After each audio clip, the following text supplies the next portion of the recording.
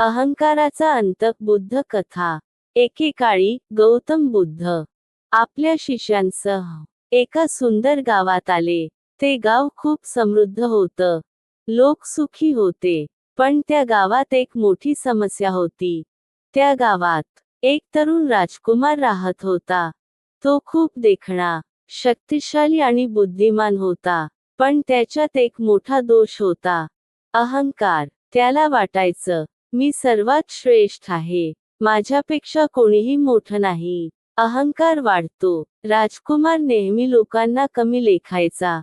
गरीब लोकांशी वाईट वागायचा. आणि जो त्याला विरोध करायचा त्याला शिक्षा द्यायचा.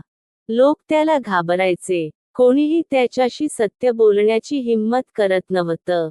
एक दिवस त्याने बुद्धांबद्दल ऐकलं. आणि ठरवलं, मी त्यांची परीक्षा घेईन. वेट. राजकुमार बुद्धांकडे गेला. तो म्हणाला, लोक म्हणतात तुम्ही ज्ञानी आहात. पण मला वाटतं, तुम्ही फक्त लोकांना फसवता. शिष्यांना राग आला. पण बुद्ध शांत होते. बुद्ध म्हणाले, राजकुमार, तुला काय वाटतं?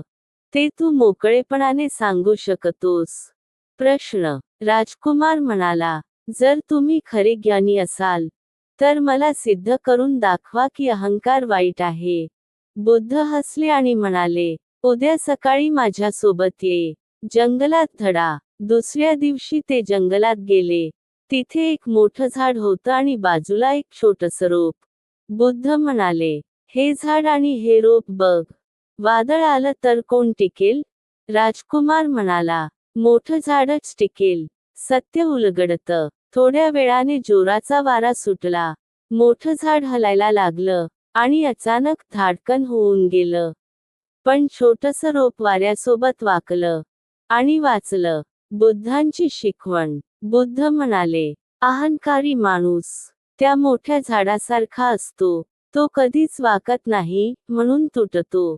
पण नम्र माणूस त्या रोपासारखा असतो. तो परिस्थितीनुसार वाकतो आणि टिकतो. बदल. राजकुमाराला मोठा धक्का बसला. त्याला आपल्या चुका समजल्या. तो बुद्धांच्या पायाशी नतमस्तक झाला. तो म्हणाला, मला माफ करा, मला खरा मार्ग दाखवा. नवा जीवनमार्ग.